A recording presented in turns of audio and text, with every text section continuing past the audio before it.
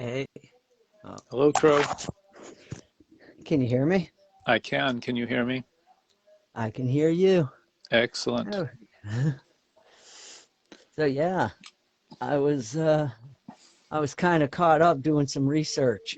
Okay, And good. then I finally realized is wait a second, did the phone beep like a minute ago? Mhm. And then I look and it was like, oh, 3 minutes ago. Whoops. Well, that's okay. I had to restart. I had to restart the thing once because it didn't give me the option to add people. Mm. So I was calculating something and now I was doing it on my phone, but I'm still curious to know what the answer is. Okay. So now I'm going to just bring it up on the computer. Phone is Okay. just so much faster than the computer. That's why I end up using it for everything. Huh. Yeah. Mm. Okay. Oh, I'm going to start. I'll do, I guess it's my turn to do the prayer. I'll do that. Heavenly Father, I pray for the residents, council, and reeve of this rural municipality. I pray for the residents, councils, and mayors of the villages in this rural municipality. I pray for the residents, council, and mayor of the capital city of this province. I pray for the MLAs and the premier of this province.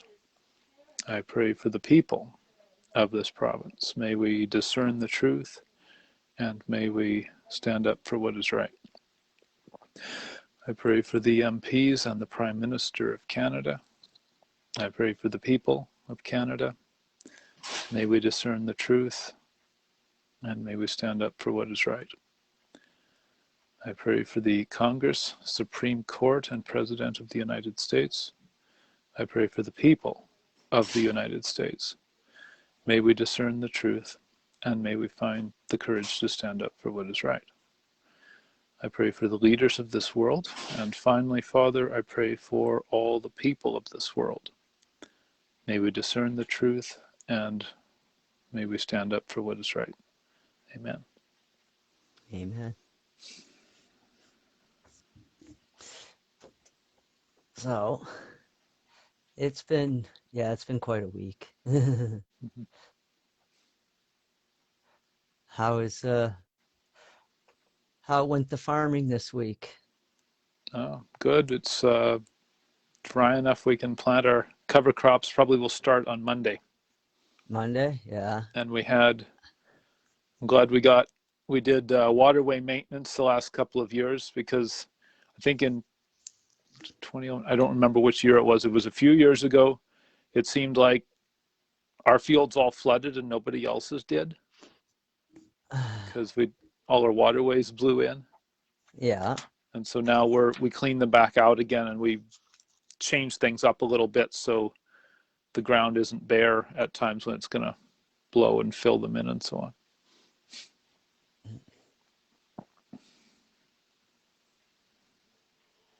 We were going to plant the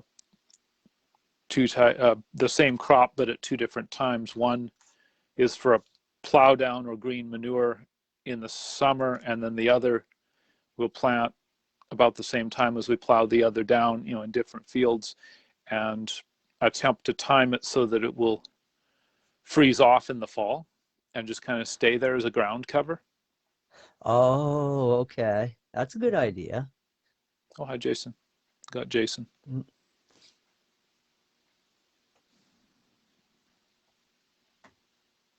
Can you see? Does it notify you when somebody watches or just me? just you. Huh. It's all on you. Hmm. Sorry, Okay. I Well, gotta kind of if look you see me around do the this, phone. if you see me do this, it means somebody new started watching. So I wave to them, or if I'm speaking when they happen to be watching, I'll welcome them. So you're looking, or you have to look around your camera to see your computer Yes, screen. Okay. to see where I'm at. Hmm. Yep. Yep. So yeah, it's all a little awkward, Hmm. but we'll make it through. Okay. Should only take a second. I And can I uh, want, I can show the latest Schumann Resonance things while you're doing that.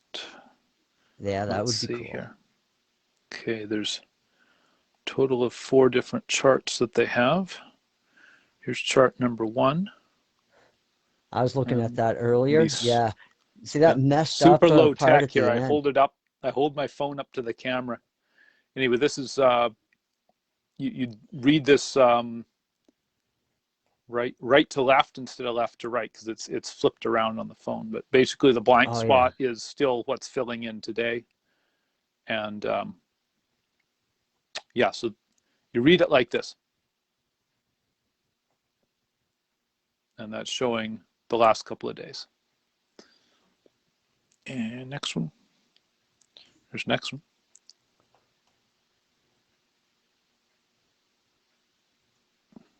4 different graphs. I'm And kind just of notice how it's all kind of staying in sync. yeah, yeah. Isn't that It's what, isn't that weird? this one's yeah. This one's a lot. This one's out of sync a lot. But the previous one I Oh, I didn't showed see that. is Yeah. yeah that one, and then this one. No, I'm going backwards here. Hang on. Okay, that one, that one. Yeah, this is number 2. It all is staying in sync. I don't know what all the frequencies are. They're in different bands and different frequencies, and radio is black magic to me, basically. So this one's going all over the place. The white ones are going way up, and the yellows are kind of going along. Green is trickling along at the bottom, fairly steady. And the last one, um, I found interesting because the basic Mm. frequency hasn't been doing a whole lot, but the ones above it, the higher the ones, the white and the yellow especially, are they're really jumping all over the place. So that is those 4.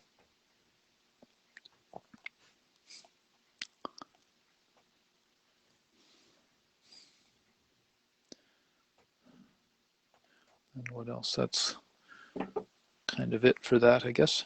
They they update every 2 hours on the even hours, I guess, like 2 o'clock, 4 o'clock, 6 o'clock. If anyone's interested, I can, or for every show I show them, I can put a link in the show notes. I can do that. And then let's see if we have okay.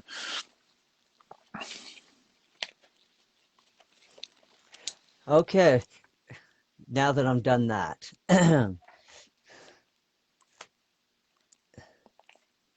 Right off the bat, it's interesting results.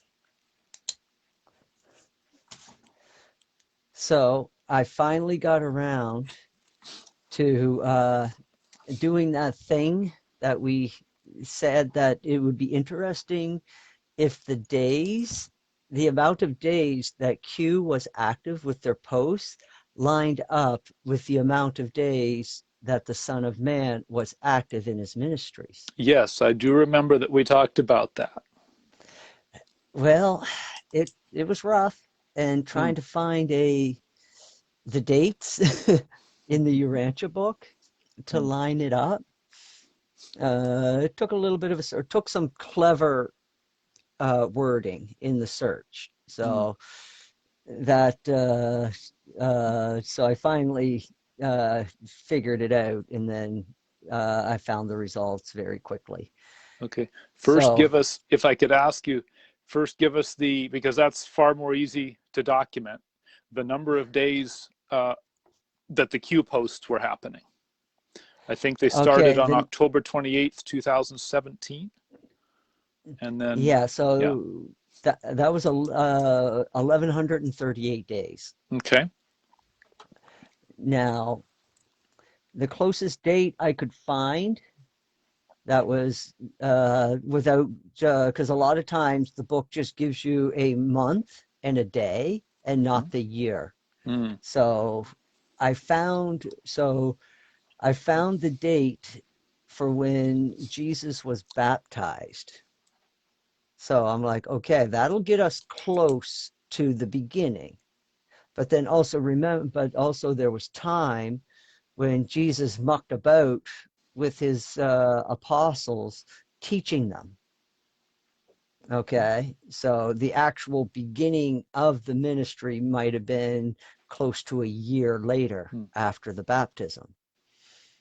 And then the other date that I could find was the date that the Pharisees and the Sarahadeans had definitively decided that they were going to murder Jesus. Mm. And in making that decision, they also destroyed the covenant between Abraham and God. Mm-hmm. And so that date was commemorated, and so I wrote that date down. And the number of days between the baptism and the judgment by the Saradean was 1,541 days, Hmm. which is a difference of 403 days or 13 months. Hmm. So I was like, damn. I was like, that's actually pretty close. Hmm. I was like, man, and like I said, Jesus didn't actually start his ministry the day that he was baptized. It started sometime later.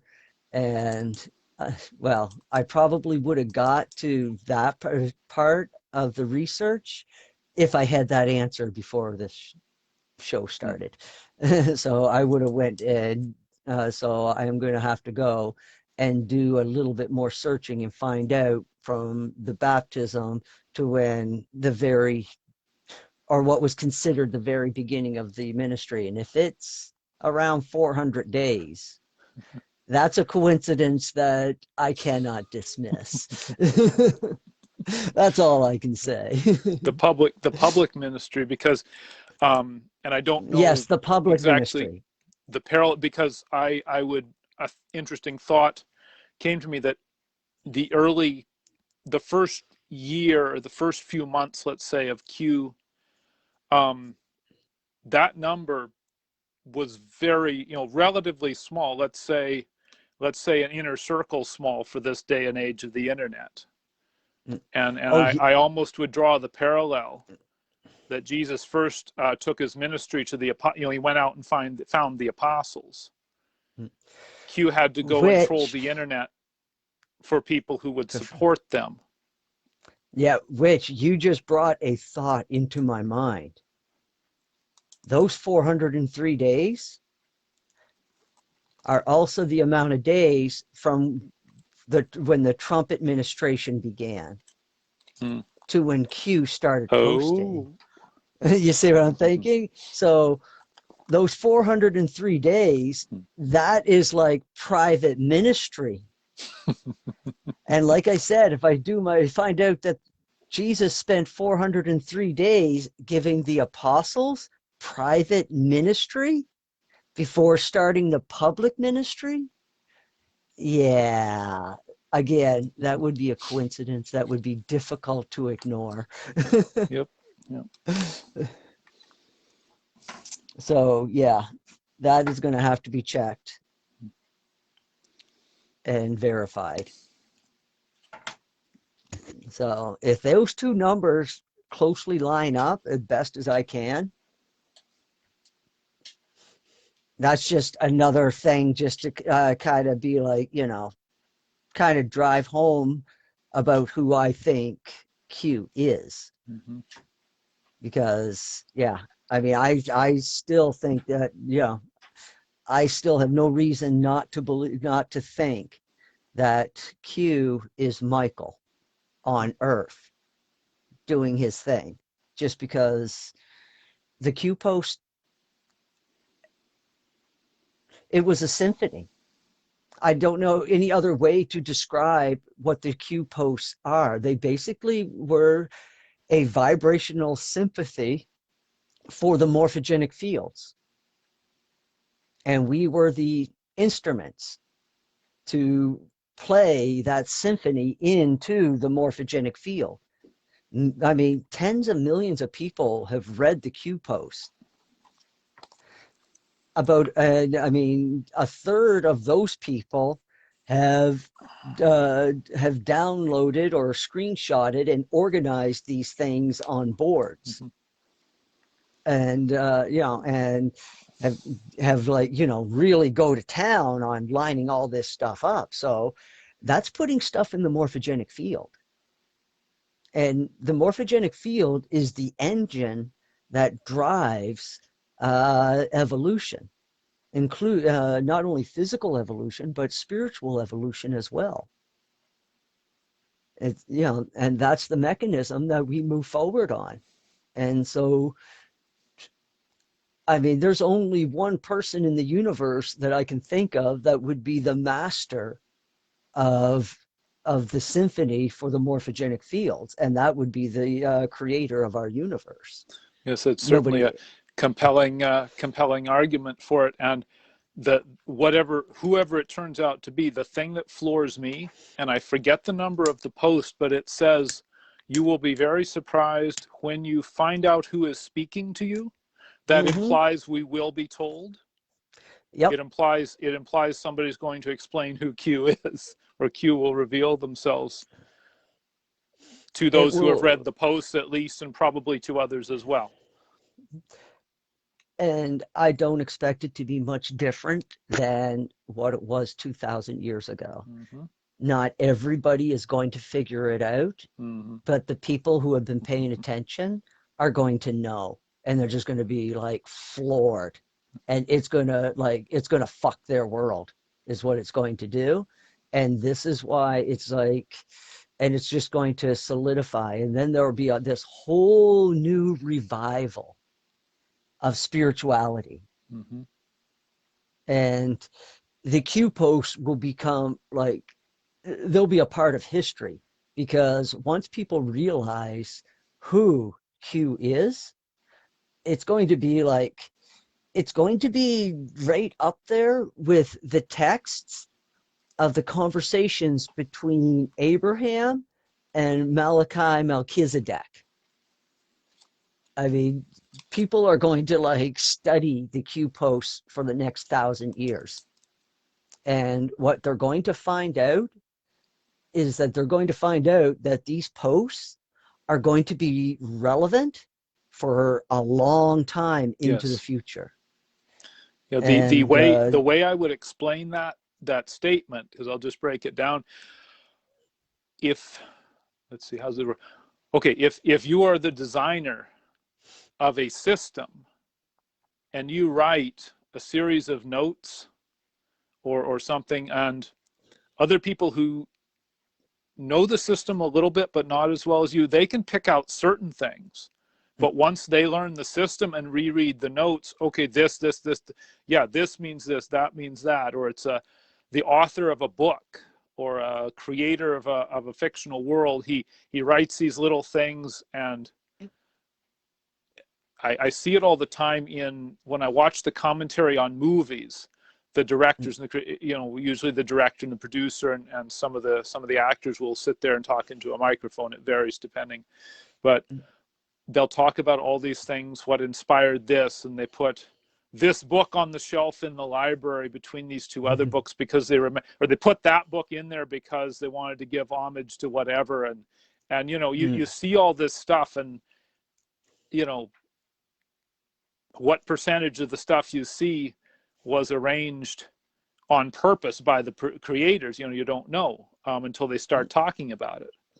You can see some stuff obviously that they do, but there's so much detail that only the creator knows, and then only people who are so in tune with the lore pick up on, sometimes much later. Not much different than the New Testament. I mean, we can go back in history and we can see how words were twisted into things that they were never meant to mean, and how people had twisted the words in the Bible to suit their purpose, especially when it comes to slavery or homosexuality or whatever. They used the Bible and they would twist verses by grabbing like little pieces. And that is, and so that is basically how things evolve to the point now to where we're all a little bit more educated. We all got a 20th century education. We understand the meaning of words. And plus we, most of us have a dictionary in the house, or we have the internet to clarify the meaning of words. So now there isn't that one person that sits at the pulpit twisting the words and the verses of the Bible to manipulate the congregation. That can't be done anymore. That went out the window a long time ago. I mean, the last of those people died off in the 80s and the 90s. I mean, none of those people survived the 90s at all, because there was too many of us that just went out on our own to find the truth. We got tired of the preacher's bullshit. I mean, when you have a preacher tell you that your Indian friend is going to go to hell because he believes in Vishnu and not the God of Abraham, I mean, that's a line in the sand for me. I'm just like, whoa. I was just like, that's fucked up, because I know my friend. My friend's a good person. He's a better person than most Christians that I know. But just because he worships Vishnu instead of God or whatever, God of Abraham, he's going to burn in hell. Yeah, I couldn't accept that. I was like, that makes zero fucking sense to me. Exactly. Yeah. After a certain point, and I couldn't put my finger on exactly when it was, but I'd been exposed to mostly the Methodist Church pretty much my whole life, and at various times and in various concentrations as I grew up. But at some point, I decided that certain things that were in the Bible, they didn't say so much, from the pulpit anymore. But I grew. I guess I got to use discernment. I started deciding which things didn't make sense or which things were universal truths. And at a certain time, I could kind of just tell by looking what was legit and what wasn't. I mean, as far as I'm concerned, the church really only tells one truth, and it's the truth that has let them survive over the last 2,000 years, and that is, they at least preached that God was a God of love. That is the only reason why they have survived this long. The only reason. If it wasn't for that one truth, which is a big one, then they would have been destroyed a long time ago, because there are a countless number of people in history that heard that truth, and that is the only truth that they paid attention to. They ignored all the other bullshit, and they kept it to themselves, and they kept it within their own heart. We're going to meet those people. We get to meet those people on the other side, because they are going to be risen with our epoch. So they're in our epoch within the last 2,000 years. So I mean, I don't know about anybody else, but I mean, I'd love to hear their story. I mean, I think it would be fascinating. to know just how they quietly went around their own little village where they lived, and they spread that goodness as much as they could and just helped everybody through all the bullshit that they were being inundated with at that time. I mean, that's a big deal for people. I mean, it's the number one reason why Jesus told the Alfonso twins to just go back to work. Go back to work, serve in your community, is what he told them. And they did. They went back and they inspired so many disciples because they were just like, man, you walked beside Jesus? And they would say, yeah, he was quite the guy. You should, if you think you can do it, you should walk his path. How many people did the Alfonso twins inspire in the remaining time that they had on Earth?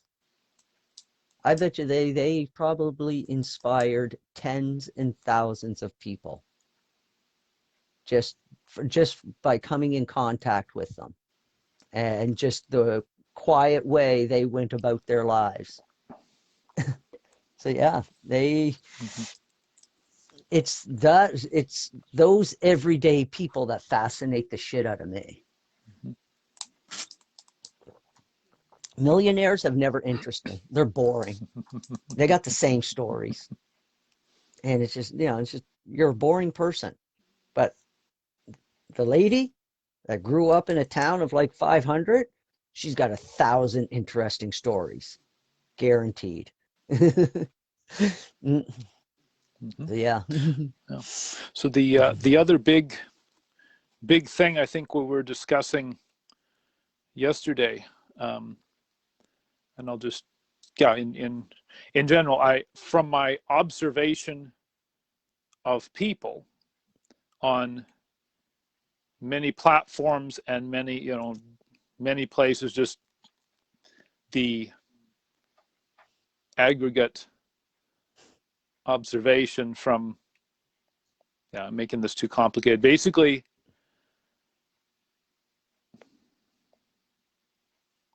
I'm seeing people on what we would call the left and people on the right, and they're kind of they think they've got I want to be polite, but they're kind of acting like scaredy cats a little bit. And the interesting thing from the left wing and the right wing, I think I don't know, in the final analysis, I don't know if their experience will end up being much different.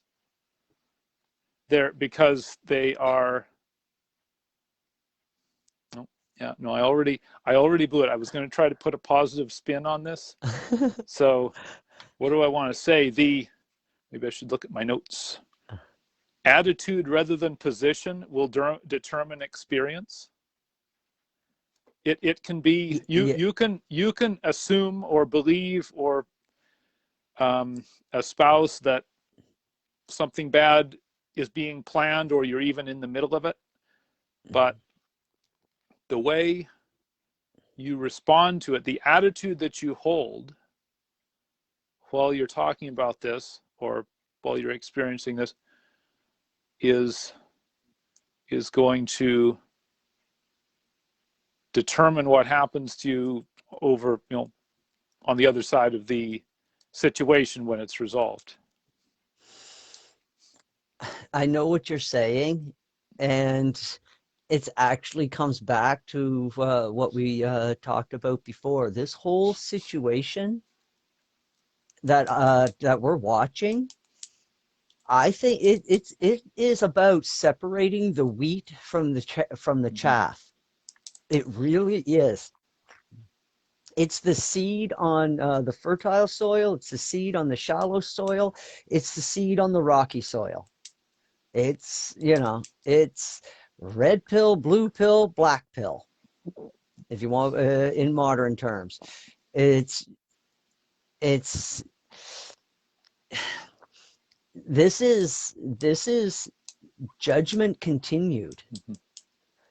Now, the planet was adjudicated back in the late fall.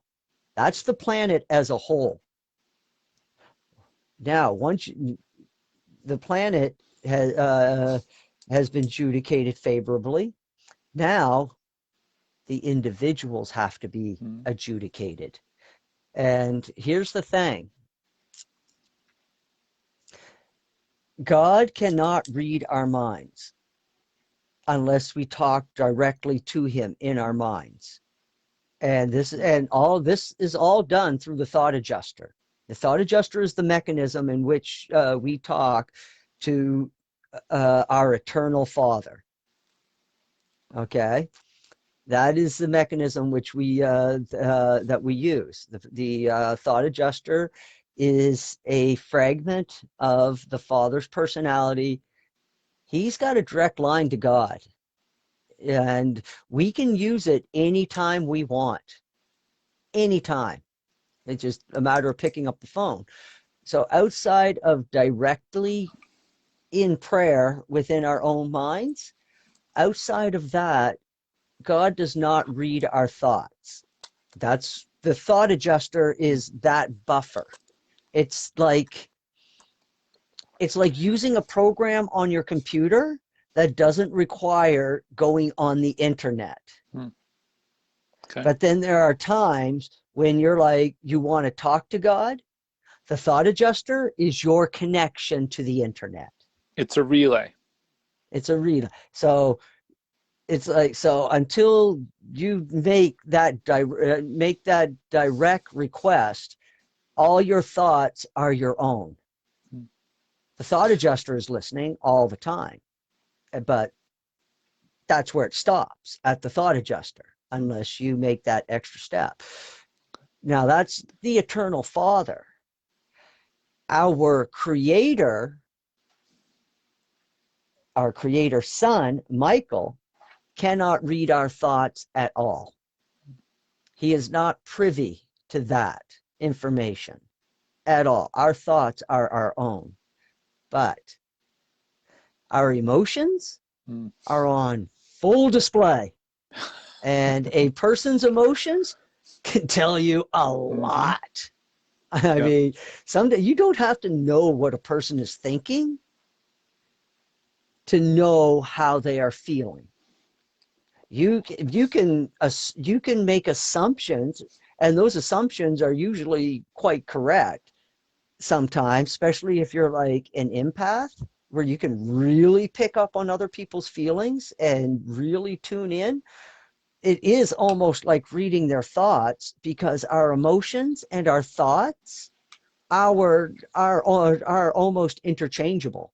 I mean, you have to practice your self-control in order for people not to get a read on you. And so, so you can, that's how you block. And but for people that don't practice any type of self-control or training in that area, open book. I mean, it feels like you're reading their thoughts because you're reading their emotions, and their emotions are attached to their thoughts. And, the more emotional somebody is, the easier it is to read them. And like I said, you can almost read their thoughts, but you're not really reading their thoughts. You're reading their emotion, and that emotion is attached to a thought. That's an interesting segue into another point I was going to bring up. Two things that were very interesting, or I would almost say new to me, I guess, about, because you said that Michael can't read our thoughts. The universal Father gets them, either we tell them to him, or the thought adjuster relays them, or does it not, and we'll still ask him to? The thought adjuster relays. It'll relay them. Okay. Yeah, it'll relay verbatim, because the thought adjuster is also working towards becoming one with us. Yes. So, I mean, the thought adjuster, so we're moving towards each other all, I mean, when you're actively trying to seek the Father, we're moving towards each other. So when the thought adjuster relays our prayers to the Father, this is the thought adjuster's way of unionizing with us as well, because he's regurgitating our thoughts. So by regurgitating our thoughts, he's bringing himself closer to our position, our point of view.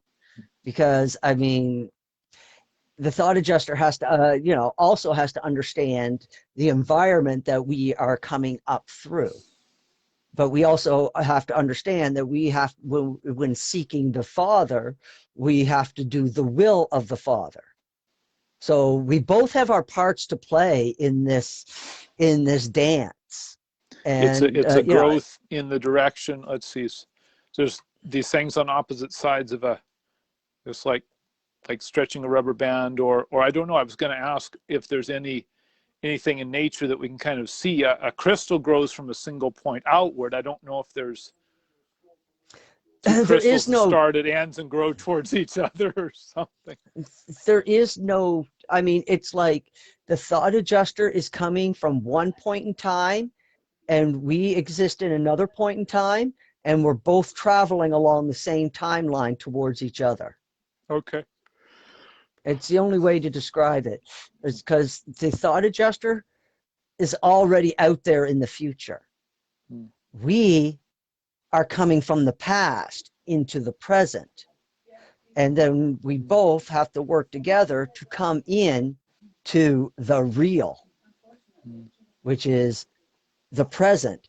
And there is only one real present in the whole universes, and that is the Eternal Father. He is the only real presence in all the universes. He's the only, in reality, the Eternal Father is the only thing that actually exists. No. There was everything else is what came out of his imagination. Something that Ram Dass said, and he was quoting, I forget now who he was quoting, but it was part of a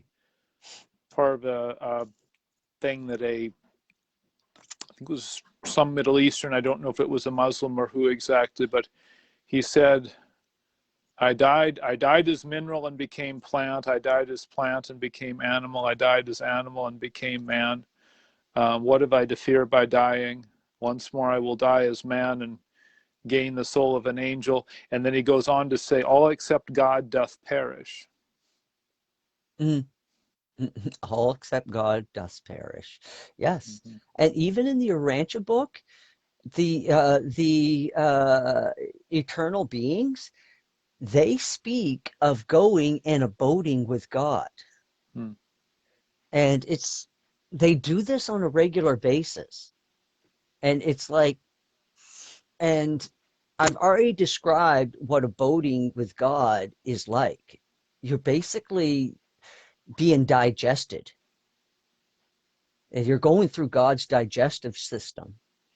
It's nothing like what we know of biologically, but it's an energy system that consumes all the energy. And so by doing that, you come out the other side renewed, essentially, because everything about you is torn apart, digested by God, and then put back together. This is the reason why you cannot go to God with any sin in your heart or evil. Because in order to come back together as a whole being, you have to first be a whole being. Mm-hmm. And you have to be like God. Because even God is constantly consuming himself.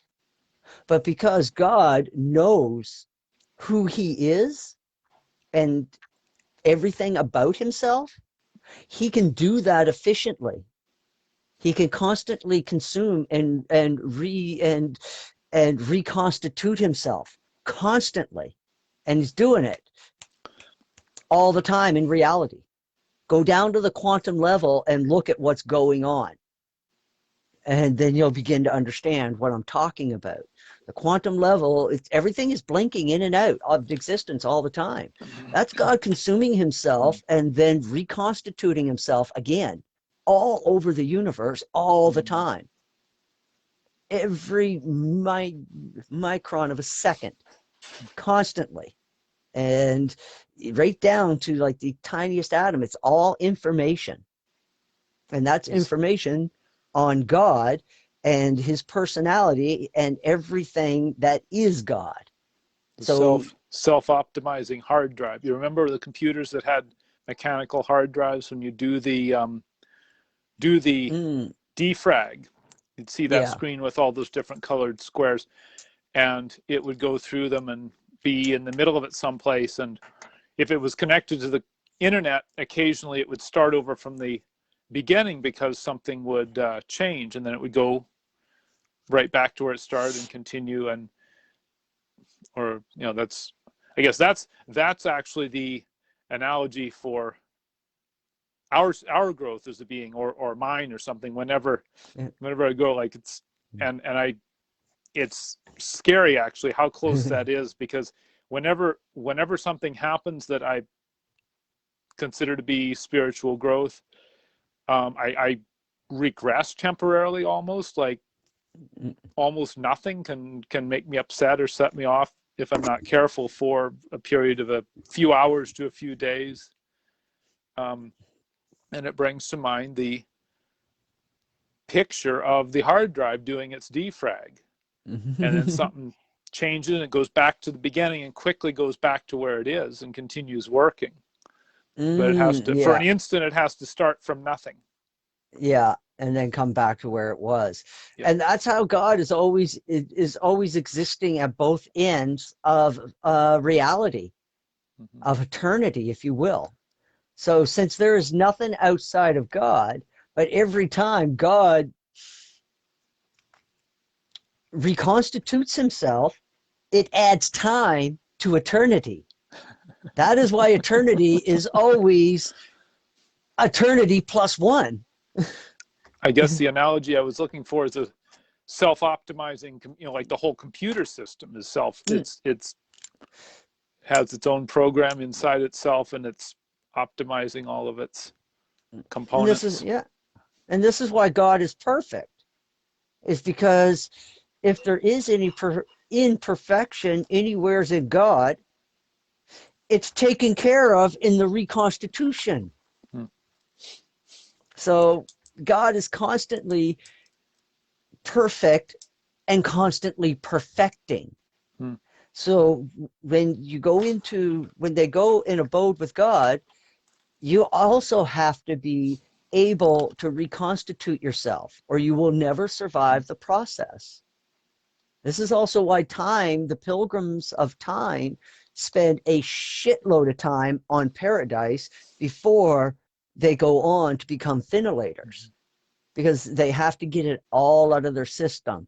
All the all the prayer, it all has to be purged out of their system, so that when they go through God's digestive system and gets torn apart, then they will automatically be able to reconstitute themselves. And now they are finilators of the universe. And now they are godlike. I mean, the finilators are like, they're right up there. Like, I think they're like just the next level down from the Holy Spirit. Really. I think that's got to be what they are, because I've told you before about the idea I had for my quantum androids, which are indestructible, and they have the entire knowledge and wisdom of the universe available, and they can do just about anything. And then I had this idea many years ago, and then you started talking about these various beings that you're talking about. Like, okay, yeah, that's what they must be. There's some kind of spirit. And the premise that I had for describing them, which is actually, it's not revealed until later in the story, but the character creates these super advanced androids as basically a set of brothers and sisters for humanity, and they go and do works, and they answer all of the questions truthfully, and so on, and they help people do what they need to do and learn what they need to learn. And then much later, it's revealed that when each of them was created, an advanced spiritual being actually came and inhabited that form. It wasn't, he thought he was creating these artificial intelligence thing, like data squared or whatever. It's, something like that, but it wasn't actually, it was his idea, but it wasn't actually his creation. These other beings volunteered for the job when he started this idea, and they tell him that later on in the story. Once he and Kasara advance to a certain level themselves, then the leader of the coordinator, Alpha, she's the coordinator of these beings that he created or had, and she explains to them what the nature of her kind actually is. I've often thought that, if there actually may very well be a way to arrange crystals in such a way that the beings in the real can communicate with us no differently than the way we're communicating right now. I suspect there is a way to communicate with that level of reality, but we are certainly not ready for it. I mean, we would have to be a society that just inherently knows that the eternal Father exists as a reality, and the only thing left to do is to choose his will or not. That would be the only choosing that would be left. But that would be a society that would have had at least, billions of years to evolve. Well into light and life. Yes, well, and this is actually where the universes of time are heading. It's like, they are heading to a place to where they are going to be timeless. But it's like several billion years out into the future. Michael's in no hurry. He knows that, it takes time to to perfect things, and, let it go. And and so to circle back to what we're talking about, that Michael cannot read anybody's thoughts, but yet adjudication must take place. And I'm thinking to myself that this whole thing is separating the wheat from the chaff by using fear. And I'm thinking to myself, when are the beings in the real, the angels, if you will, when are they most proud of humans? When they triumph over fear, I'm guessing. You think? Every story, every myth is about triumph over fear. Think about it. Think about every story that you've heard. It's always about triumph over fear. And the thing is that if you have wrest control of your fear, then that means you have risen above the animals. This is why in the old text, it always tells us that those prophets and those disciples and apostles that had risen above their fear, are delivered automatically to the first world of ascension. It's automatic.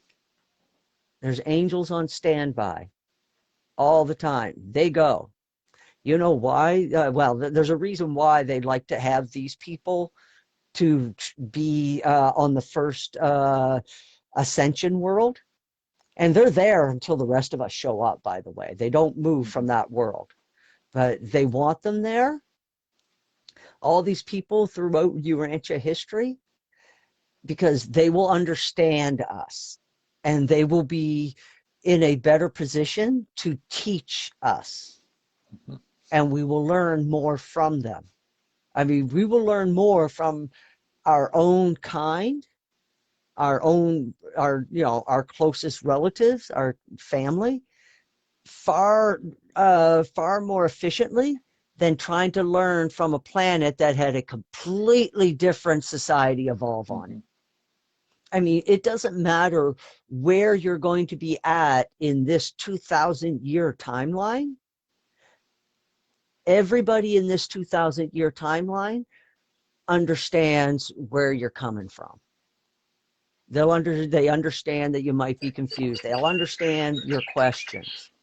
Whereas some being that ascended from Alpha Centauri wouldn't have a clue how to answer any of our questions. There's no reference. I know in university, I got confused even when I enrolled in a mathematics class that was a degree or two higher than I was ready to figure out, let alone, just that sort of thing. So, but I think I know what you're talking about. Well, different backgrounds and things. Yeah, well, I mean, they grew up on this planet. They know the terrain. They know the vegetation. So they have things to relate to us about. Yep. The wildlife, the vegetation, the blue sky, the clouds, the sun, the planets. So, it's like when you've traveled to a foreign land. You travel to a foreign land and you meet another Canadian. Mm-hmm. It doesn't matter what part of Canada they came from. You're happy to see them. Yes. Because it's like somebody from home, somebody who speaks my language. I mean, maybe not exactly, because there's actually there's a bit of a difference between Eastern dialect and Western dialect. I know this because the lady that does all of my work orders at work, she's like, man, you use the weirdest Newfie words I've ever seen in my life. And I'm like, no, that's English. She's like, no, it's not. I was like, well, it works for me.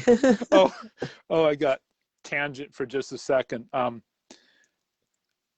You've been following Destin's Smarter Every Day submarine deep dive. His latest video is how the bathroom and the shower and various other things work on the submarine. He did a video about that. And one of the things he covered in this video was cribbage. And cribbage is popular on boats, I guess, because it uses pegs that go in holes drilled in a table. So if the boat rolls, the stuff doesn't go all over the place. And he's talking to some of the guys about cribbage, and one guy says, well, it's pretty cool, but slightly difficult if English isn't your first language. And Destin says, well, what? Oh, really? English isn't your first language? Where are you from? The guy says, South Carolina. So and I don't know what I suppose there may be, I don't know if there's more different kinds of dialects in the United States than Canada, but there are, if you go from, say, Louisiana to California to North Dakota, you might have just a slight difficulty those people might have slight difficulty understanding each other at first. Actually, it was interesting. I actually watched a video on this a couple of months ago about the different dialects around the United States, and it's actually divided up in 3 sections. Mm-hmm. And this guy had proved that he could tell where you were from by getting you to say three simple sentences. Yeah. And he went down through it and he was like, New York. And then he was like, just a second. He wrote another sentence. He was like, read that to me. She read that to him. He was like, okay, the Bronx. And I was like, he broke it like right, like it's not only like three major sections. Inside those sections, it starts to narrow down to Yep. like areas in the city. Like Manhattan speaks differently than the people in the Bronx. People in the Bronx speak differently from the people in Harlem. At least that's the way it was back in like the 50s and 60s. Now everything's been gentrified Yeah. and, hipsters everywhere. Yeah, fuck, I hate hipsters.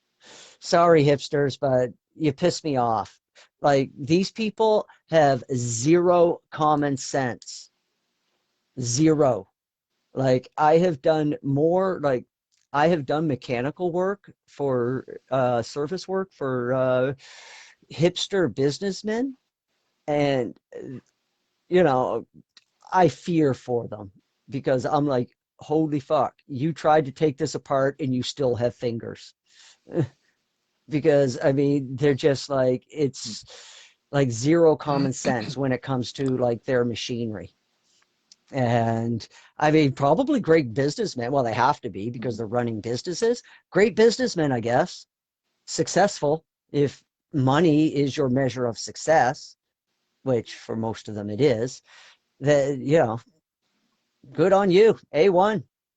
But when it comes to like practical everyday life knowledge, they have the skills of a fucking 14-year-old, Oh. and some of them of a 14-year-old girl. So No, sorry, hipsters. there's probably more 14-year-old girls who know how to check the oil these days than there are 14-year-old guys. Mm. Or It's maybe like, not, but I know that I had a revelation probably in university. I was talking with some folks about cars and things, and it occurred to me that the stereotype was the girls don't know how to check the oil. But I thought, well, you know what? At this point, there's probably guys who don't know how to check the oil. yeah, an amazing amount. It's the parents' fault. Hmm.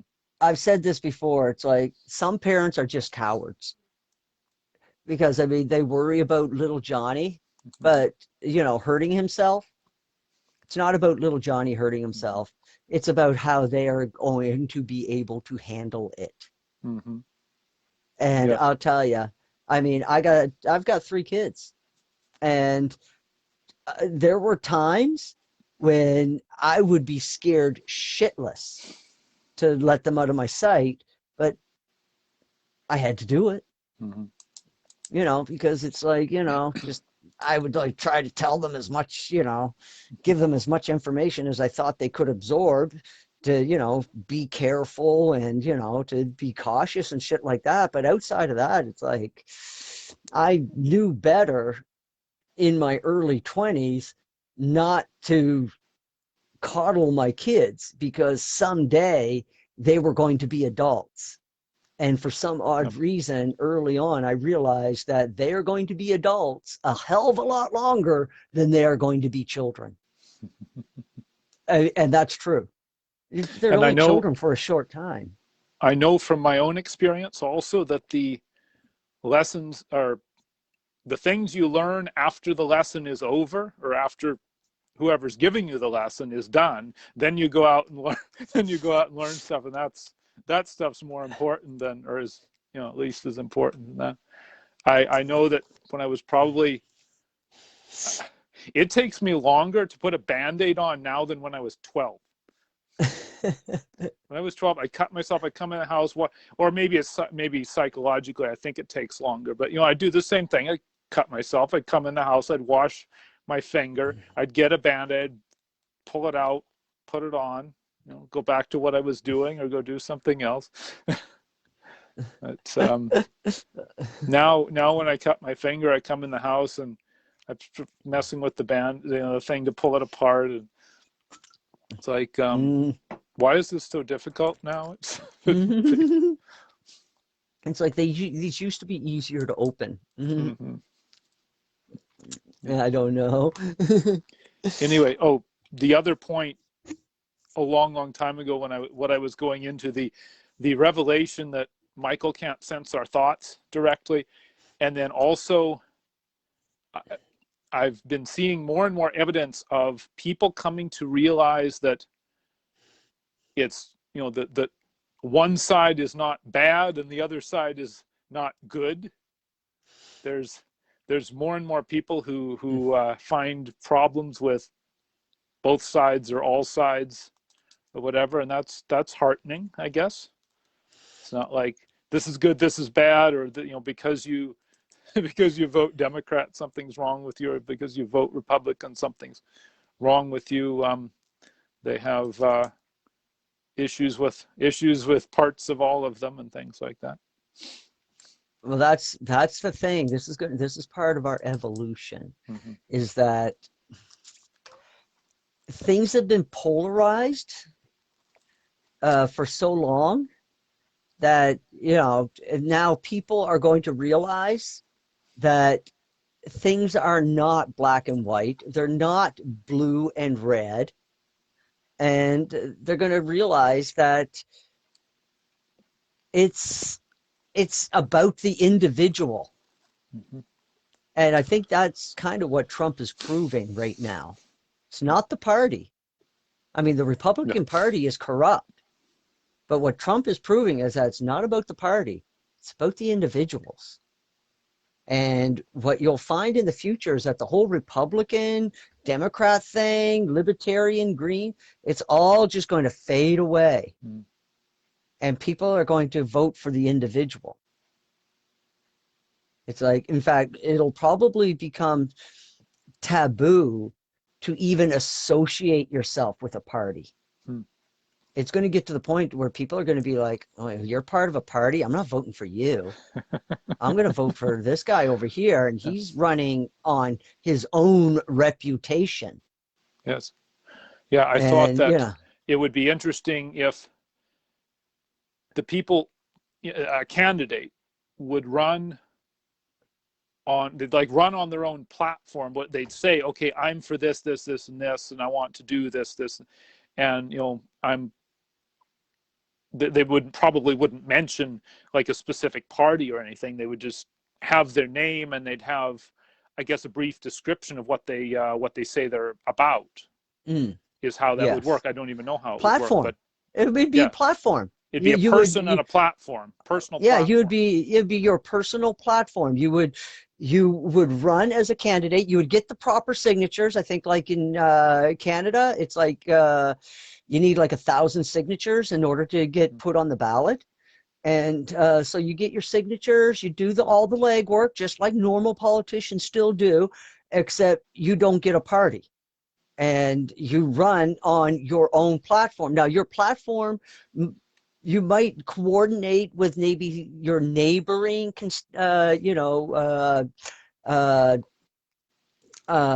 politicians in like neighboring districts, and and collaborate on a platform, and just be like, okay, like, you might have like 4 representatives that are in one corner of, we'll say, Los Angeles. Now, these people and they would have one platform or something like that, or they'd have interlocking platforms or something. Yeah, interlocking platforms. That would be like, okay, we have the interest of these people because we live in this part of the city. We have different problems from, let's say, the west side of the city. Yeah. And that's true in any big city. I mean, like, people in Canada don't understand just how big these American cities are. Yeah. Like, they are fucking huge. Like, they think Toronto or Vancouver are big, or Montreal. No, that's like the size of, that's a medium-sized city in the United States. That's one section of Los Angeles. Like, you come into, like, you fly over Los Angeles, which I have done on a clear day. you do not see the edge of the city out the Hmm. plane window. Hmm. I mean, you're up like a few hundred thousand or a few tens of thousands of feet, Yeah. and you're looking out, and you're just like, there's no edge to that city. Yeah, It so you went come in over the 10,000 feet. Let's say you're approaching LAX at 10. Yeah, just to pull a number, it's not 30,000. It's not 2,000. It's going to be you're going yeah. to be descending through 10,000 feet, or you'll be at maybe 5,000 feet, something like that. Say a mile, a couple of miles in the air to 1 mile, and yeah, Mm. you probably could not see the edge of that megalopolis, I think is the term. It's huge. I mean, I've flown into Lima. It's a pretty big city in South America. Mm. I could see the edge of the city. Yeah. Cusco, see the edge of the city. Fly into Las Vegas, you can see the edge of the city. Los Angeles, you do not see the edge of the city. I don't know what it was like to go into New York because it was dark when Mm. we came through New York. But yeah, it's just like holy shit. That's all you can say is just holy shit. These places are huge. And yeah, fuck. I think we got sidetracked Mm. by that. Where Yeah. were we at? We were talking about the future of Oh, yes. political candidates, and I think what the conclusion we came to so far is that a candidate would apply to run like he does today. Instead of applying for or saying he's affiliated with a party, he would give a platform. So there would be Mm, the candidate's name and then a description of his platform, and then if there's, say, a group of candidates who want to kind of make a I don't know what you'd call it, but they might have similar coalition. platforms, or if there's, yeah, coalition, there's, say let's say four people running for, would they be running for the same office, and you'd choose one of the four based on their platforms, or something? No, you from different They'd parties. be running for I don't know. separate Anyway, so it's, offices. Separate that's right, yeah. offices. Yeah. So you might have a coalition or something, but you wouldn't even have, I don't think you'd even have like the Saskatchewan party You wouldn't running have for, anything like that. no. No, it would just be people. But here's the thing, though. I The would, in districts a would have to be a system, little different, maybe. perhaps, but they could remain same amount Mm-hmm. of people that you're Yeah. covering. And the thing is that I would want one more thing from the Mm-hmm. candidates, and that is to complete a 1 year course in civics, or at Mm-hmm. least a 6 month course in civics, so that they know how government works, what the purpose of government is. You see, a lot of these people that run, some of them don't have got two clues how government works. Mm-hmm. And they could end up spending their whole year, their first year getting a crash course. But meanwhile, you got all the civil servants running amok, Mm-hmm. unelected people making decisions for you and me.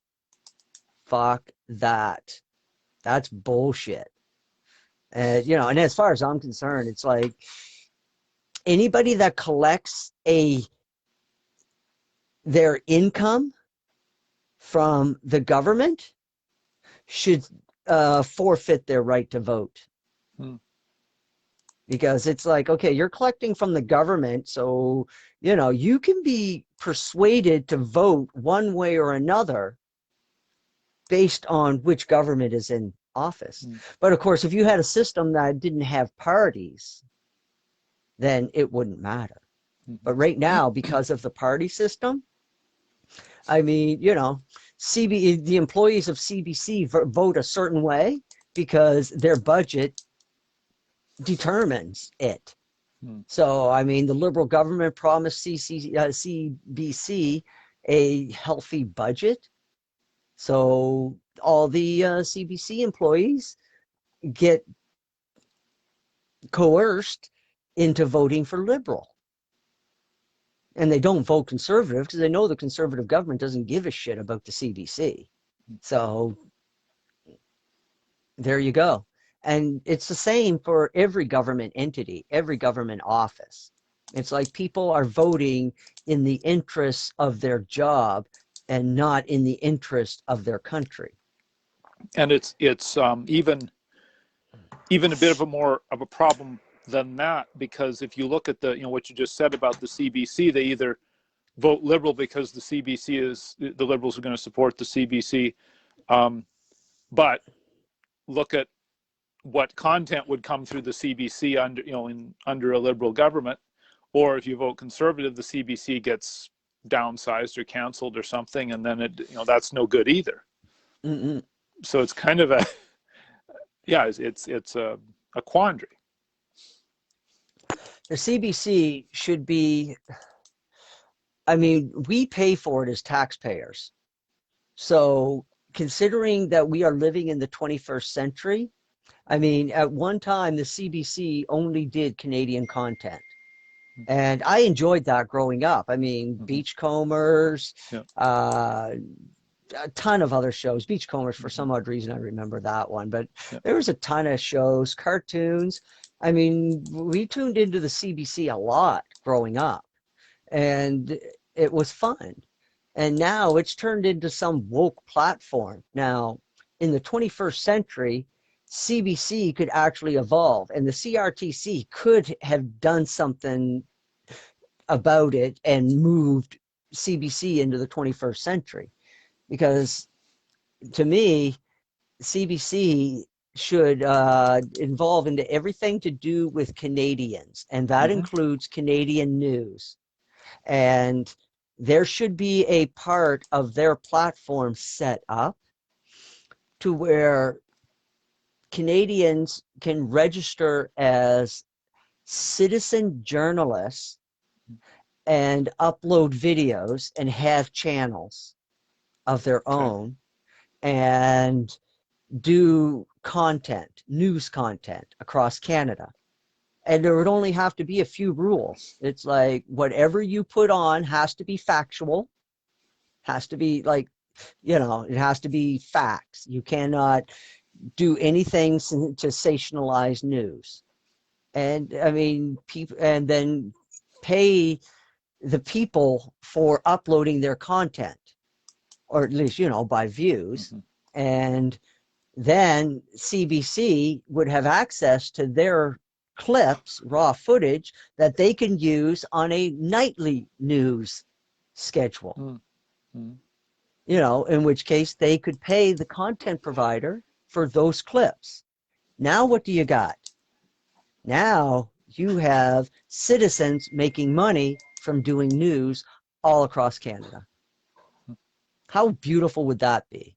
That'd be great. And if they want to have an opinion section, I've got no problem with an opinion section, but it should be a tab at the top. You click it on a news channel and it says opinion. And it's like, okay, I will listen to what these people have to say, but also accept that it's their opinion. So it's probably 80% bullshit. So I wanted to ask you, having brought that up, you've heard what This Is That and the Irrelevant show and stuff like that. What's your opinion of stuff like that, which one could discern that it's not actual legitimate stuff.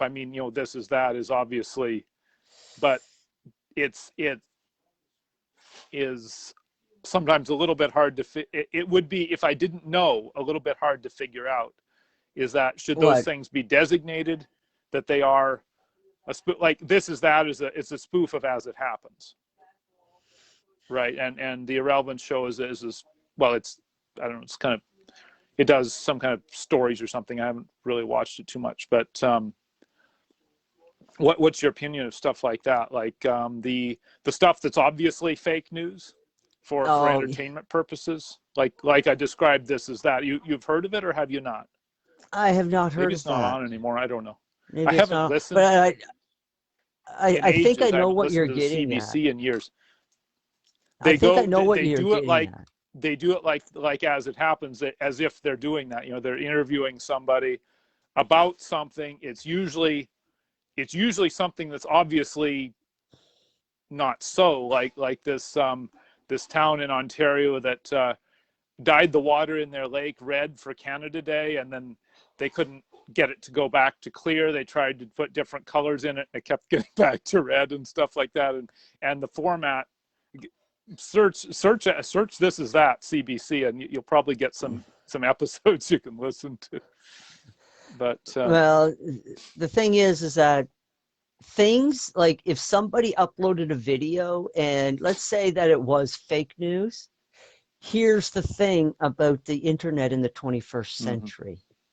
There's always going to be one diligent fucker that probably lives right around the block that sees the video and be like, I know that, I know who that is and what the fuck they're up to. And then they would be able to just be like, write a comment in and just be like, yeah, this person is fake news and this is what's going on. Yeah. And also, to me, it's like, I've said this before, there's a block button.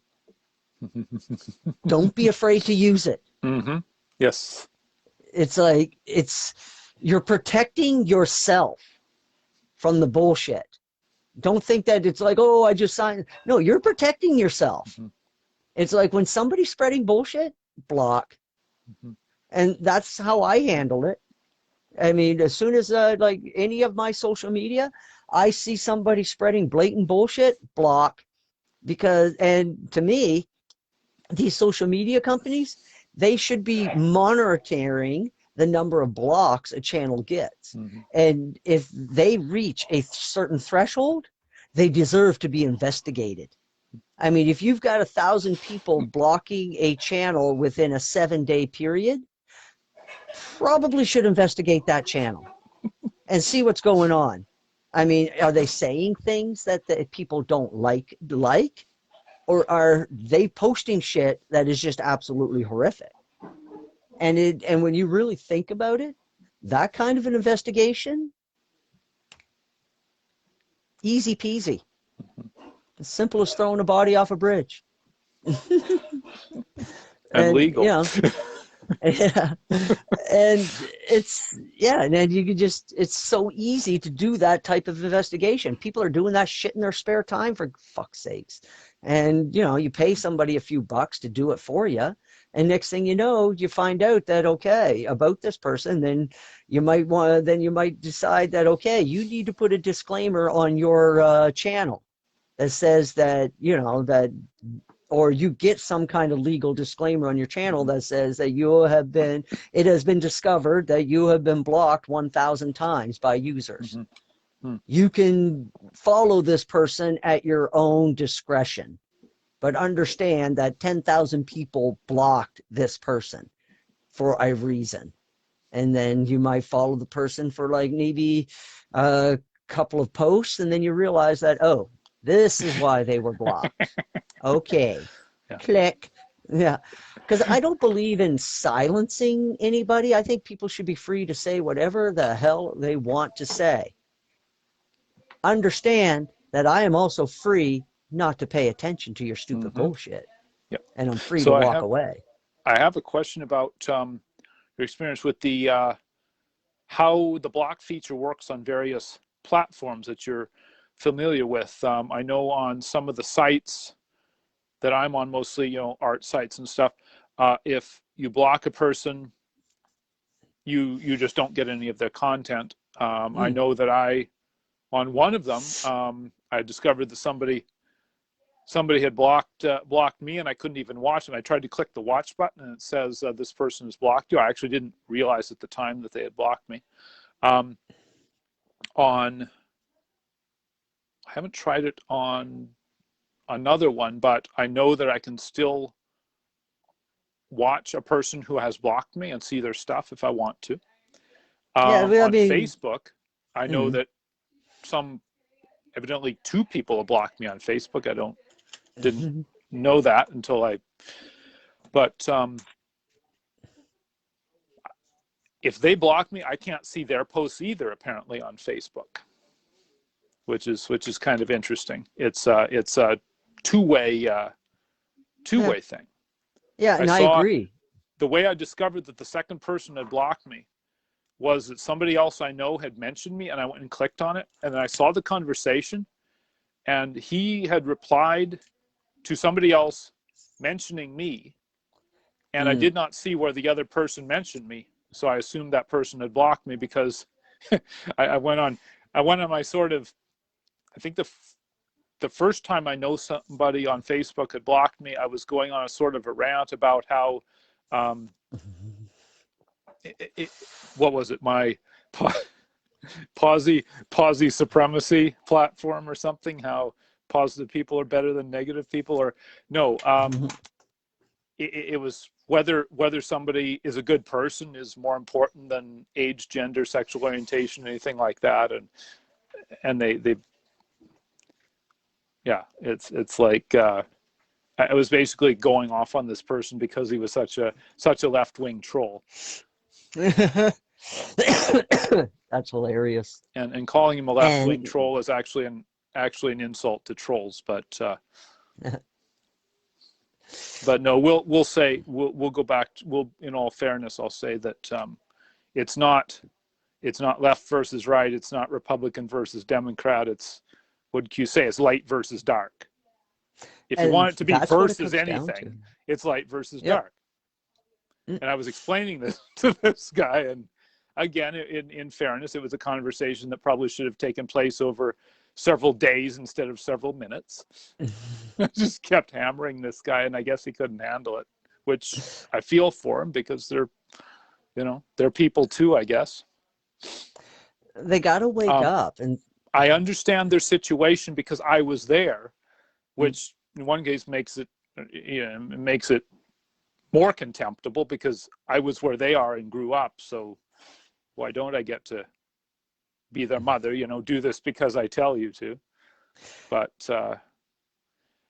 our coach in phys ed in high school said, the only meaningful competition is between you and the person you were last time you did this exercise. So there's that. I keep going back to that. And when looking at what I've done,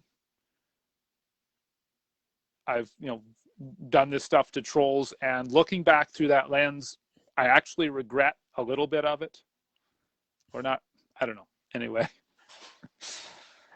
I always figure that it was something that they needed to hear. Yeah. I pick my battles, because and it's I different. pick and choose. Whatever. Yeah. But yeah, if I think they need to hear something, or if I think I'm speaking not only to them, but to the Spirit of God within them, the adjuster, and of course anybody else who witnesses who sees the conversation. Yeah. No, there is one I do regret. Always... that I was there was, I think I told you about this friend we agree on a ton of stuff, but his politics are somewhat different than mine in a couple of key areas, i.e. Donald Trump. And I said something in a chat with him, and I just finished explaining, how I thought that being positive was more important than trying to do things. Like we were talking about the riots in the United States, and to some extent Canada, and I said, well, those people's minds weren't in the right place, that nothing good came of what they're doing. And he's all on the all cops are bad and Black Lives Matter, and that these people are being systematically oppressed, and so on. And I was explaining calmly this stuff, and I said, well, I have to go to bed. And then I forget now what the impetus for it was, but I said something quite controversial and without context, at least not context that he would understand. And I just closed the chat, and then he had blocked me after that. So, and I kind of regret that, but I kind of don't, because it made me look at myself as well. I'm like, okay, I could have handled that a little bit differently, but maybe we need to step away from each other for a while and not interact. So I don't know. It's like, because if I had continued,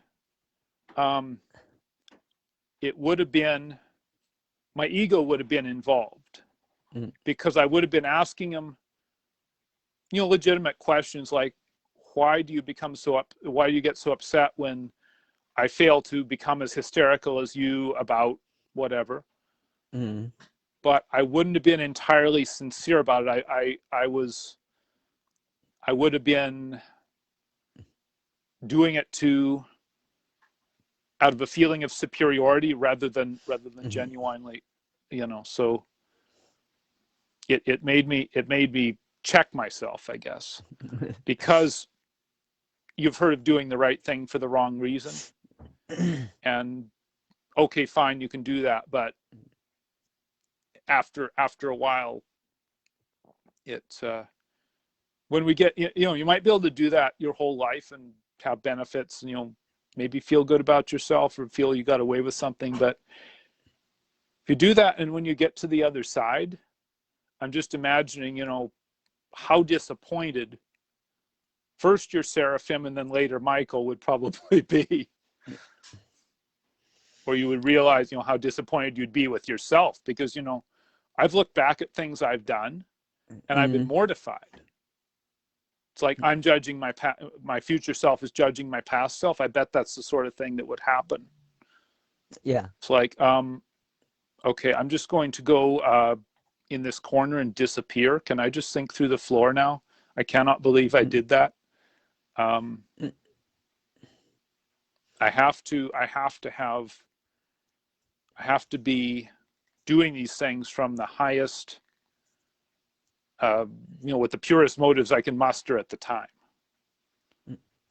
And maybe that had to happen, that I blew up at him and he blocked me so that we don't talk anymore. So that if and when we do again, I can be more genuine. The thing is that I don't know. I look at things like this. I don't look at it as ever being about me, because we all have free choices. So I don't know. To me, when my rule is that I don't debase myself to where I insult the other person, Mm-hmm. but everything else is open. If it's truth, Mm-hmm. I'm Mm-hmm. going to Yep. put it in front of you. And if you don't want to hear the truth, guess what? You've got the same freedom of choice as everybody else. You can walk away. You don't have to listen to what I have to Yep. say. It it doesn't matter. Jesus did not force people to come and listen to what he Mm-hmm. had to say. People wanted to hear what he had to say. And that's just how I approach things. I don't take any responsibility for somebody else's actions. And you can sit there and say, yeah, but they did that because you did this. So, No, that's not where I was going with that. When I played through some of the examples of conversations I could have had with them, mm, they went down some places where I was kind of wanting to put him in a corner about some of his actions or some of his oh, evil thoughts. observed failings. I was Evil gonna thoughts. kind of rake him over the Mm, coals for a couple of things and put him in a position where I was superior, because I'll I am I'm on my way to being an evolved being, but I'm not yet so perfect that I don't want to feel better than some people. I'll own that right now. I still have the desire to feel better than somebody. hence the posse supremacist. It's like, yeah, I could lay out this whole thing about how a positive oh, attitude is inherently better than a negative attitude, and how positive people tend to do better than negative people, and yeah, so it's like, I don't know. On the one hand, yes, it's maybe that's true, but what are my motives for espousing that narrative when I could do it in you such a still different way? I can do it in a different way. I can actually care, and I can say, certain things, and I need to read the person, and what the Hippocratic Oath, don't make, first do no harm, don't make a situation worse. I know where the guy's at about certain things. I got frustrated with myself because he wasn't listening, and the analogy you said about the fallen trying to teach ants to do nuclear physics and then smashing the anthill when you couldn't. Yeah. I was heading in that direction. I'll own that. And I had to, it was that thing I did and him blocking me, I think was it's like a safety valve or a check valve or some kind of a thing. I was getting, I was too tired to internet. You've heard of driving while drunk, interneting while drunk, interneting while fatigued is just as bad. I determined, because, I've done it enough times that there's not a material difference. I've talked to people who have been, they've gone on the internet while they were plastered, and they've gotten themselves banned from chat rooms and stuff like that. I know people like that. I know those people. Some of them are my friends, internet friends. I don't know anybody in the physical vicinity who's done that. But yeah, so I needed to. The only difference. Go ahead. The only difference between being on the internet tired or being on the internet drunk is that when you're drunk, you're on the internet longer. Which is way worse. At least when you're tired, you're going to collapse on your keyboard, and it's just going to be F F F F F F F F F F F on into infinity. But I know I will label what you are dealing with, and the label is actually it's the correct label. You're still dealing with Luciferian habits. Yep. The habit of devising a scenario so that you can expunge as much energy out of that other person as you can. Yep. It's exactly what would have happened if I'd had my way. Yeah, and then that would fill your tank. Because I had the perfect dirt on him that I could have gone. This was in a group chat that I did this thing, and what was interesting, I thought to do it because I'd considered this strategy before, was gone into the private chat with him and brought up a certain thing that I know is I think is kind of a failing on it, and just started turning the screws on him in the nicest possible way, and then because I knew such and such a thing about him, I would have said, "Oh, do you blah blah blah blah," and then because you do this, it makes you wrong in all of our conversations. I hope you're satisfied with yourself. And can you believe this? Yeah, can you believe this shit? This is exactly how they want the whole world to be. Yes. That is, I mean, how the fuck do you expect any survival in that type of environment? Because it's like, oh my God, are you fucking insane? It's like we would end up segregating our communities and our planet so much through competition that it's just like we would end up destroying ourselves. I mean, don't these people see that? How do you expect to survive when you are in personal competition with your neighbor? When you are in personal competition with everyone around you, in the end, there can only be winners and losers. The haves and the have-nots. Is that the kind of world that we want? To where half of the planet is living in misery and suffering, while the other half is reaping the benefit of wrestling for natural resources. What a wonderful way to strip a planet clean. Always trying to get one up on the other person. I've watched this in sales, and it used to always just be like, how? Because I know one salesman. I met this guy at this company, and what he learned about sales is that it's not about pushing. It was about creating a trust with his and a connection with his clients and having a shit ton of clients, because he realized that by working with his clients and always finding what they needed, he got paid for that shit. And he turned it into a consulting business, is what he ended up doing. Because, it wasn't about sales to him. It was about making sure that they got what they needed. He created a symbiotic relationship.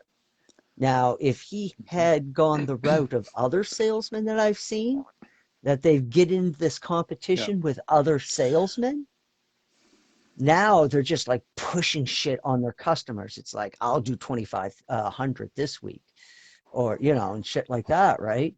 And just constantly pulling loose out of every each other and everyone around them. It's the reason. I mean, that's how they were sucking energy out of our planet, 50,000 years ago. This is what they built the pyramids for. I was explaining this to a buddy of mine. They built the pyramid at a 52-degree angle. That angle is designed to suck the energy up out of the earth and then distribute it out into the atmosphere. Well, that's not good. And they were consuming this energy like the fifth level beings that they were. And that had to go. But the point that I brought up with my buddy is that the Russians built pyramids that are to the golden ratio, which is a steeper pyramid. Now, here's the difference.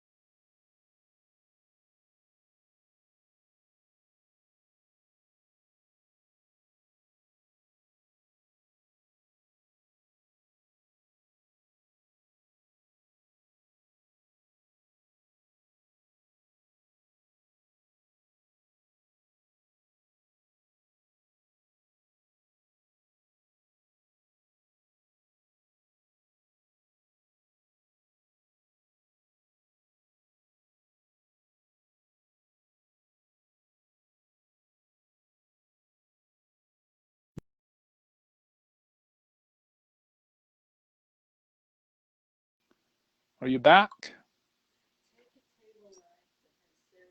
Hmm.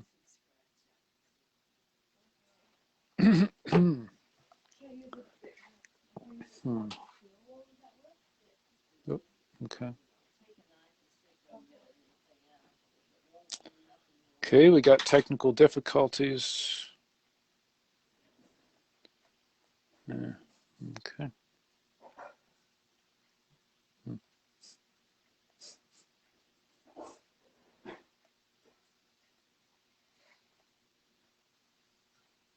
Can you hear me now?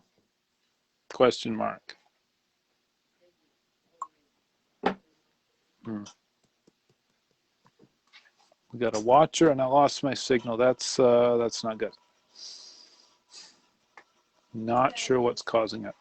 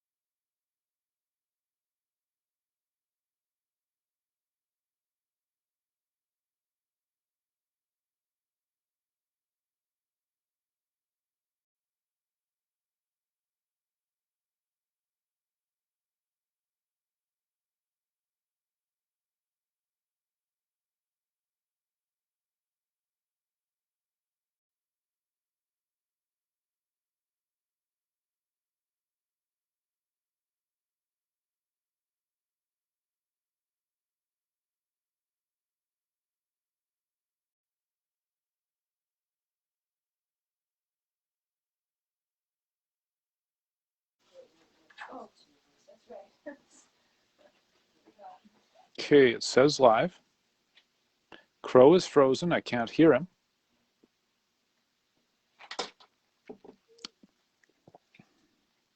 I can't hear you now, question mark.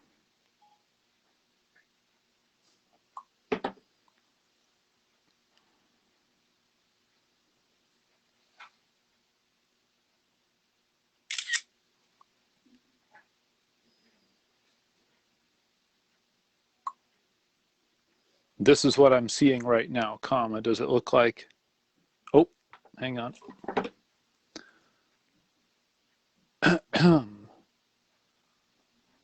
Hang on, already a guest in the podcast.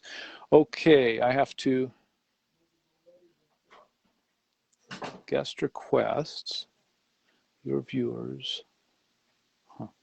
clear all. Okay.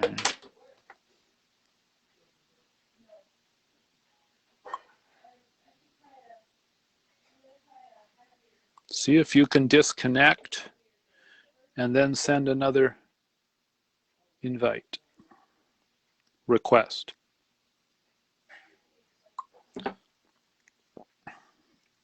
I can't seem to get,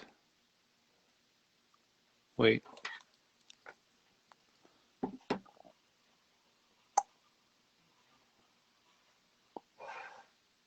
Okay.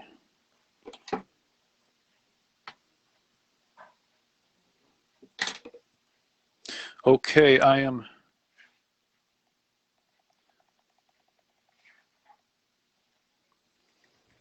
disconnected you, comma, and then invited you, period.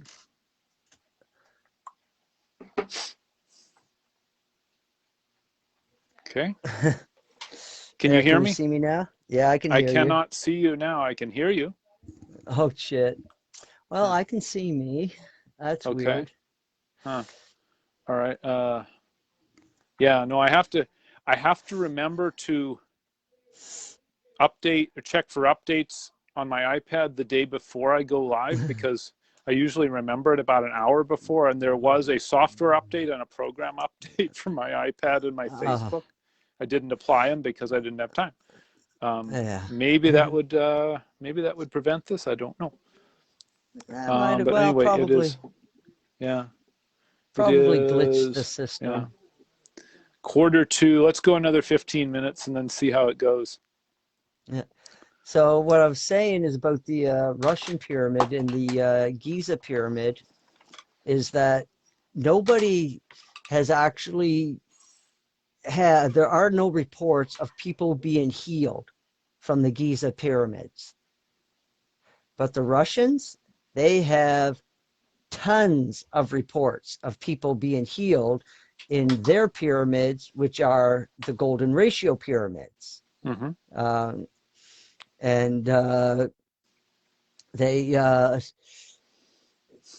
And their doctors will actually give you a prescription to go and spend time in the pyramid, and they've got Okay. all this down to a science now. Hmm. And so they know how to heal the body with the pyramids. And but this is not widely known. This is not open open knowledge. I mean, Vladimir Putin himself has spent time at this pyramid, and he spoke of it a couple of times.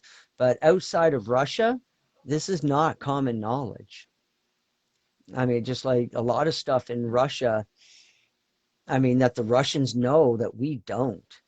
Mm-hmm. I mean, they know stuff about oil and where it comes from. And, it's not a fossil fuel. The Russians know this. And, there's just so much that they have researched behind the Iron Curtain, and this information is now available. Now that there is no Iron Curtain, and getting it translated, well, you can, if you get a PDF document, you can translate it. And their researches into some of these like esoteric topics are fascinating. And how it got started is kind of amusing, because the CIA got wind that the Russians were doing holistic research into remote viewing and what have you. So the CIA was like, well, fuck that. We're going to do research into holistic things. And we're going to do remote viewing and stuff. And then the Russians caught wind of what the CIA was doing. So they started doing the research. So they didn't start their research until the CIA started their research, but CIA didn't start their research until they thought the Russians had started their research. That's how fucked up the Cold War was. And so then you ended up with 20, 30 years of research into all these esoteric things. The CIA sent people to the Richat structure in Northern Africa. You don't know what the Richat structure is? Go Google it. Jimmy from Brightside does a lots of videos on it. I think he's got like 4 videos on it. So they believe that it might be the site to Atlantis. And you know what? The first time I seen a documentary about the Richat structure and being associated with Atlantis, I felt that that was truth. Because when I feel truth, to me feels like love does. That's what truth feels like to me. And so when I heard this for the first time, it was like, whoa. I was like, there it is. It is Atlantis. And then it talks about all the things. The only thing that I think is that they've got the timeline wrong. They think it was 11,500 years ago. I think that it was much further back, 52,000 years ago. And but then there was a subsequent cataclysm 11,500 years ago. But the difference between the two cataclysms is that the one 52,000 years ago, they were wholly unprepared for it. They they didn't see it coming. So whatever happened very quickly. And personally, I think it was Tiamat exploding and sent shockwaves throughout our solar system in an instant. And nobody seen that coming. And but then the one 11,500 years ago, I think that they seen this one coming. Society was rebuilt to a certain point. Mankind had risen up through the teachings of Adam and Eve's children, and so it was a different direction in evolution. Gobet Tepe is a testament to that. It's a complex structure, but it looks like something that men could build. Whereas you look at like the real old stuff, it's like none of that looks like, we can't replicate that, not even today. Like the real old stuff, the huge stones that they moved, it's like, how the fuck did they do that? And there's some real good theories on that. One of them that I think is probably right up there with probable is Mud Fossil University. His theory is like, wow, buddy, you might be on to. It's like, it's out there. I got to tell you, it's far-fetched. It's like fantastic. But if you bring Tiamat into the equation and you think ocean planet the size of Jupiter, what he's saying starts coming into the realm of possibility. But it would mean that people were taking ships to Tiamat, harvesting the creatures there, bringing them back to Earth, and using their carcass to build these structures, and somehow their reaction to oxygen solidified them into like stones that we call granite. But it might not be granite. But then they're like, well, it comes from a quarry way over there. It's like, okay, well, you watch some of what this mud fossil guy shows you, and you're just like, they could have brought whole animals from that planet, flopped it down here on Earth, and then harvested it all on the ground. And what we're seeing as a granite quarry is basically the leftover carcass that they had no use for. They took out their space whale steaks and left the rest. And it's like, and I'll tell you, like, you go and look at pictures of Petra inside the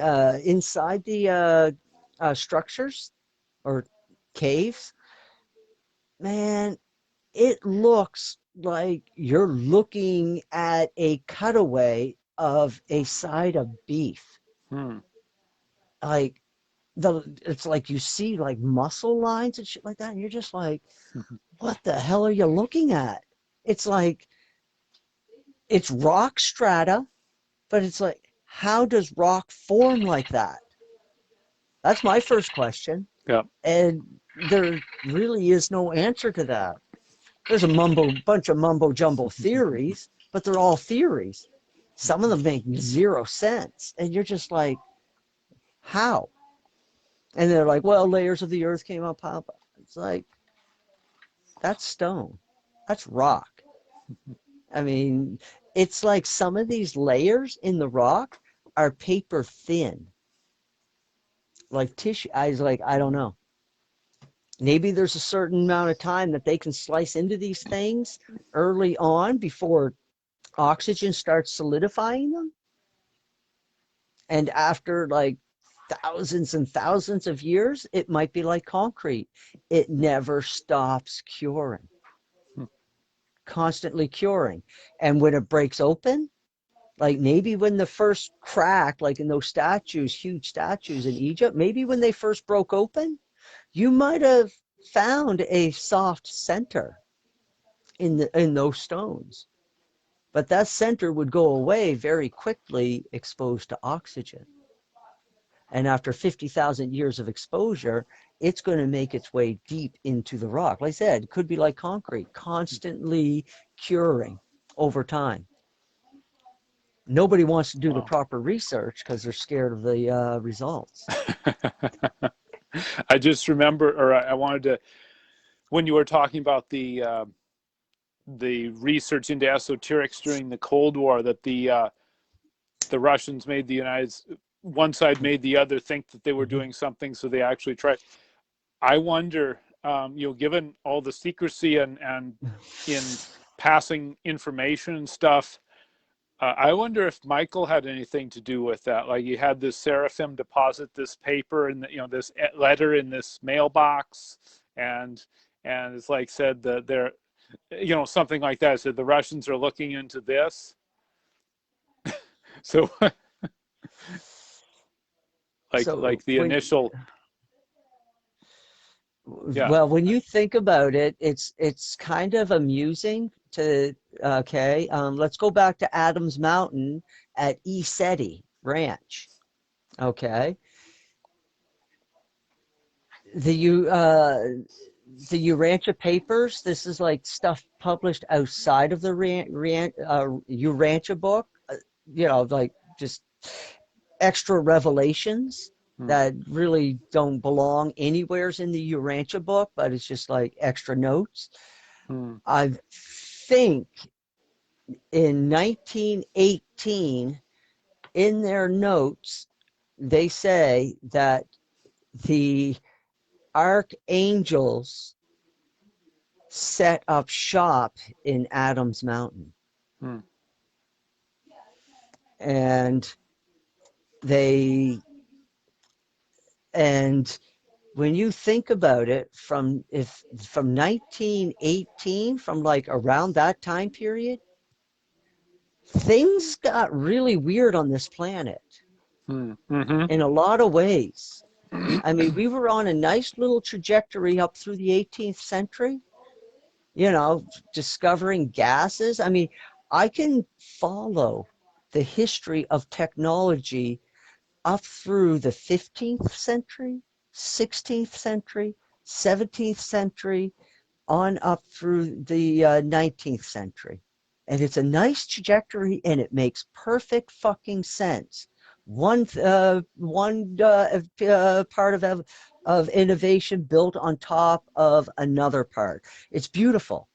But then somewheres in the early 20th century, things take a huge left turn. And it's like, what the hell? And we ended up with another world war, which I am certain that, of course, the other beings had lots to do with, because that was the time for us to we had to evolve very quickly with technology. And the only way that to do it was through war. Yeah. And Now, then after the war, that we had the globalization movement, we all, encountered, other cultures far more frequently than we did before the war, certainly. Like from and this, 1945 on, we were going all over the world. and I mean, everything evolved through the Second World War, Mm-hmm. but the precursor was the time in between. There was slight innovations, and airplanes did not start being used in World War One until near the end of the war. So they did Mm-hmm. not get much time for evolution to happen. And another war was necessary. But interestingly enough, the Carnegie Group around that time had done a study, and they asked one simple question: what would it take for mankind to evolve and move forward? And they had put like 20 years into this study or some Mm. crazy number like that. And what came back to them, always, maybe it was over a 20-year period, and they kept on getting the same answer back Mm. over and over again. And that answer was simply war, Mm. was the Yeah. only way to move forward. And they did like study after study. Remember in the early 20th century, the Carnegie Group was just paying for study after study in social behavior of human beings. They were doing that for a reason. They wanted an answer to that question. And what time period did they do these studies over? It's like in the 1900s. Okay. Mm. Mm. And in that timeline, and war kept on coming back to them. Because I'm And just they trying to already, figure out the timing of the studies versus the timing of the war. well, World War One was just wrapping up, and this is Yeah, where most of their 1918. study, their conclusions had been drawn from, is Okay. because of World War One. Is because what they seen in World War One, that they went from like horses cavalry to motorized jeeps in the field to Yeah. airplanes flying over the battlefield. That was quite the leap in that relatively short war. And so they seen that in their study, and so it Okay. was war. And then they spent a long time avoiding that, doing their Mm-hmm. very best to avoid it. And the result of trying to avoid the war was the market crash of the 1930s. Yeah. they couldn't get people up to speed fast enough for technology. So there was like no skilled workers. These were just all grunts at the end of a shovel looking for work. Mm. And they were out of work because there was no more projects to build at that time. Mm. Okay. And so, you know, there they were out of work. Machines were taking their place in a couple of instances. And so there had to be I mean, how do you get a society up to speed on technology and want to do it? You can't force them to do it. They got to want to do it. Yeah. And war, And patriotism. something I just thought of, and maybe we'll end on this. The technology that came out of World War I, that is the last major war that I think we probably know of all the stuff, that the technology that came out of it that's, you know, not classified. I bet you there's stuff that came out of World War II that we still don't know about. Mm, yeah, there's lots of Just shit. something to think about, folks. So, yeah, Crow, it's 9:04, and I think we were gonna, if you, yeah, you okay with keeping these to about 2 hours? Yeah, we shouldn't put people through I any think more than so. I think that. so. If we want to do more, we could have multiple episodes per week, but I'm not sure how that would work with my my work schedule and stuff. Well, Anyway, some that's okay. We'll just do this weekly, and yeah, sometimes we'll get some questions maybe, and we can do some various things. So yeah, thank you for everybody who has been and watching, listening, now and in the maybe future. maybe And yeah, just now stuff to think about. Yeah, go ahead, Crow. maybe next time we can continue on the World War II narrative All because right. I'll tell you how the ending and the subsequent Cold War Mhm. comes about is kind of I don't know, it can be a little bit amusing in a dark sort of way, Okay. but totally necessary for our All righty. evolution. And Next week, World War II. so this is Crow signing off. And this is Peter, and this Mhm. has been P&K Q&A for May the 29th. Peace out, folks.